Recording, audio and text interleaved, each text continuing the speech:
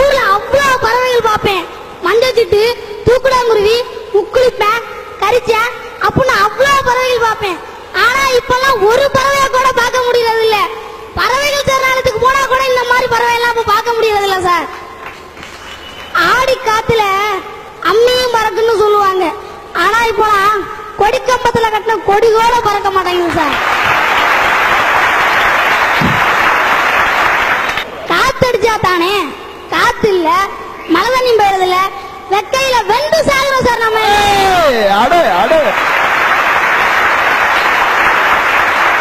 ஐயா, நீங்க குன்றக்குடி மலை பார்த்திருப்பிய, கொடைக்கானல் மலை பார்த்திருப்பிய, எங்கேயாவது பிளாஸ்டிக் மலை பார்த்திருக்கீங்களா? இந்த தேவட்ட ரஸ்தா இருக்குல்ல, அங்க பாத்தீங்கன்னா பிளாஸ்டிக் பேப்பர் அப்படியே மலை மாதிரி குமிஞ்சு கிடக்கு சார்.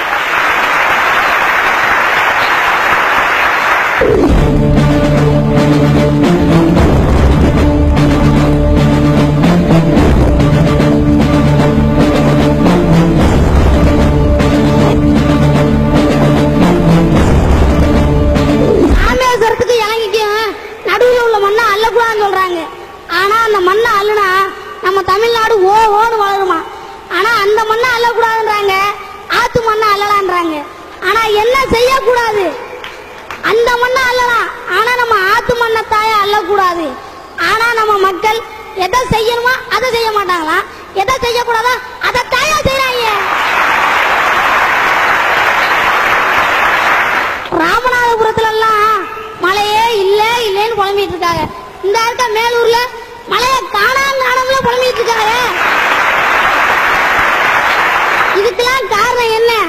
ஒவ்வொரு மனுஷனும் நான் பிளாஸ்டிக் பேப்பர் பயன்படுத்தினாலோ, இல்ல நான் ஆத்து மண்ணாலோ, இல்ல நான் குவாரியை உடைச்சாலோ, இல்ல நான் மரத்தை வெட்டினாலோ சுனாமி வந்து என்னையா பாதிக்க போகுது, பூகம்பம் வந்து என்னையா பாதிக்க போகுது அப்படின்னு ஒவ்வொரு மனுஷனும் நினைக்கிறதுனாலதான் நம்ம உலகின் அழிவு நோக்கியே போயிட்டு இருக்கு.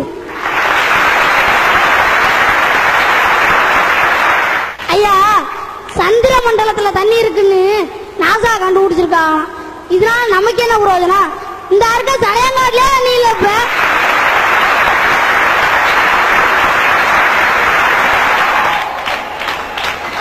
ஐயா, முன்னாடிலாம் எங்க ஊர்ல 10 அடி 15 அடி தோணாலே தண்ணி வந்துடும். ஆனா இப்பலாம் 100 அடி 150 அடி தோணாலும் தண்ணி வர மாட்டேங்குது. நீங்க கையில வச்சிருக்கீங்க செல்போனு, அது வெறும் செல்போன் கிடையாது, அது சிட்டுக்குருவிகளோட சவப்பெட்டி.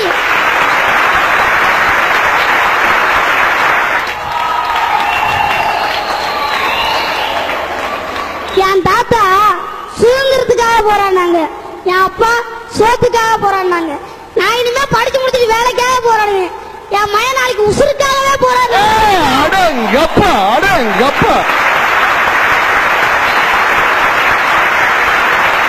இந்த நிலைமை வேணுமா சார்? சார், நம்ம சந்ததி எல்லாம் நம்மள வாய் நிறைய வாழ்த்தணுமா இல்ல வயிறு நிறைய தூத்தணுமா? இந்த காக்கை தன்னோட வாழ்நாள்ல 30,000 விதைகளை விதைக்குமா? மனுஷங்க நாம ஒரு விதையாவது இதுவரை வச்சிருக்கோமா?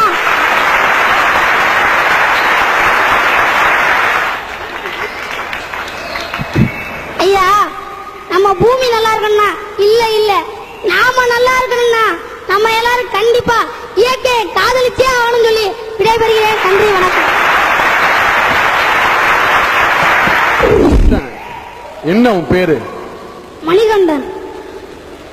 என்ன வகுப்பு படிக்கிற? 7th. எந்த ஸ்கூல்ல படிக்கிற? தேப்பிர்த்தோ மேல்நிலை பள்ளியில படிக்கிறேன் சார்.